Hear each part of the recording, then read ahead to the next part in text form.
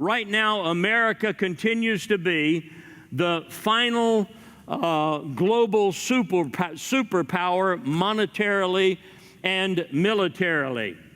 And yet, we are seeing countries like China and Russia basically trying to supplant us as the major world power today. The Bible then says, as a result of this, Ammon's officials assassinated him, and they made Josiah, his son, king in his place. Now we shift from the father and the grandfather, who had lived primarily evil lives, left a immoral and idolatrous legacy. Now we shift to this young man by the name of Josiah. Josiah is the fourth and the last that the Old Testament teaches were among the reformers of the people of God. Asa was one, Jehoshaphat was one, and Hezekiah was one. And while these earlier kings brought about some reformation, no reformation and no revival even came close to that which was led by Josiah. And the kind that Josiah led, I believe, is the kind that we need in America today. It was a radical reformation and revival. Now remember this principle. You and I cannot bring about revival. When you study revival in history, revival is something that God sovereignly bestows. Only God can bring revival. However, you and I can begin to meet conditions, make preparation, do homework, lay the groundwork that oftentimes makes revival possible.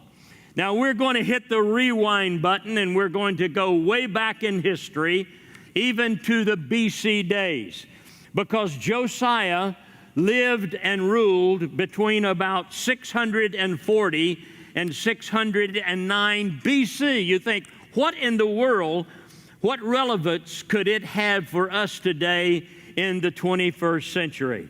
Well, I think you're going to see how relevant it is, and how the more things change, the more they remain the same.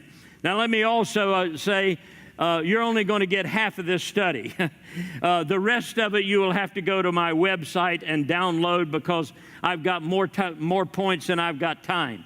So buckle your seatbelt, and we're going to move quickly through at least some important principles of the revival of Josiah. And again, why are we looking at it?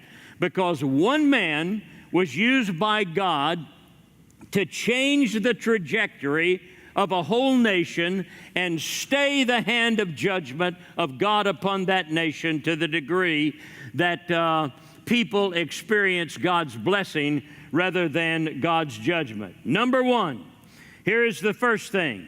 There was a renewed obedience to God.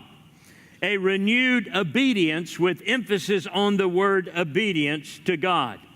Listen to these words. Josiah was 8 years old when he became king. How would you like to have that as your job portfolio? I mean, you're not even out of kindergarten yet. And at 8 years old, you are made king of a nation that is in terrible situation. And he reigned in Jerusalem for 38 years. He did what was right in the eyes of the Lord and walked in the ways of his father David, and did not turn aside to the right or the left. You say, now wait a minute. It said that he walked in the way of his father David. David was not his father. Ammon was his father. Hezekiah was his grandfather, or Manasseh. You see, when you study the book of the Kings, you see that David was the man after God's own heart. Not a perfect king, but one who had God's heart in so many ways. And so anytime there was a future king, regardless of how far after David he reigned, if he walked and lived like David, it said, and he walked in the way of David his father. David was the high water mark. Ahaz and Manasseh and some of those others were the low water mark.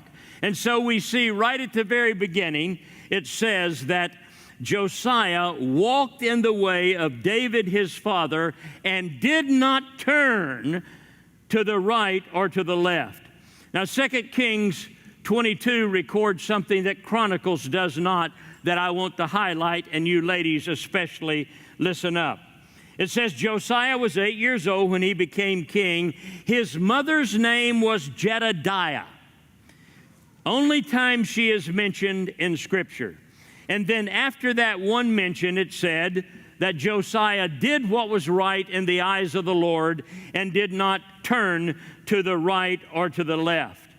Now, I hope this will be an encouragement to some of you ladies here this morning. For those of you who were here on Mother's Day when I preached from Proverbs 31, what I called King Lemuel's Mother's Day card to his mother, we looked at the fact that it was the mother's influence on King Lemuel that we see extolling the virtuous woman of Proverbs 31. And here we know that it could not have been the influence of Josiah's father or grandfather. They were pagan, immoral, idolatrous individuals. They gave him anything but a godly example. And so where did he get this heart for the Lord at such a young age? It had to have come from his mother. And as we oftentimes say, when you study the Bible, names are crucial. Always look up the definition of a name. What does her name mean? Her name means beloved of Jehovah. That says it all, doesn't it? We don't need to know anything else about Josiah's mother but that. She was a woman who was beloved by Jehovah, and she loved Jehovah. So she had to have been the influence upon his life. And so some of you wives and mothers here this morning, you have the difficult task, like this woman, of living with a husband who is a pagan, or at least have pagan, idolatrous ideas. And I want you to know that regardless of the man that you are married to, you can still impact your children. You can make an incredible difference in their lives. But you must seize the moment while you have the child and do all you can to nurture and impact them for the Lord. It's very interesting that obviously she had done this to the degree that at the early age of 8 years old, he had a heart that was sensitive to the Lord and obedient to the Lord, to the degree that it was said that he did not turn to the right or the left, but walked in the way of the Lord.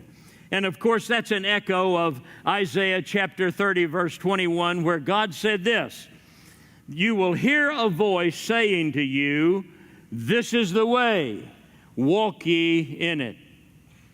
And that would cause me to ask you all the question this morning, are you walking in the way? The early disciples were first of all called people of the way. Why?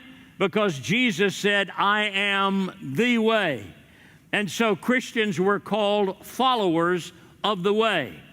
God had said, "I will say to you, this is the way, walk ye in it, do not turn to the right or to the left."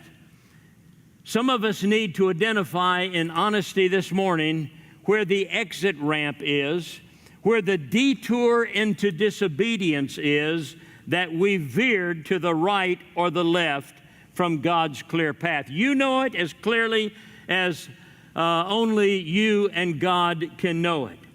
And let me remind you of this principle. If you have taken that detour to the right or the left, you're outside of God's will. No amount of rationalization, no amount of justification can make it right when you're on the wrong way. The only way you can change is by getting back on target. And here's the principle. How do you get back into God's will? You get back into God's will where you got out of God's will. There are no other ways. There are no other detours. So you got to go back to that point of departure where you knowingly and willfully deviated from God's way and you said, I'm going my way. You get back into God's will where you got out of God's will.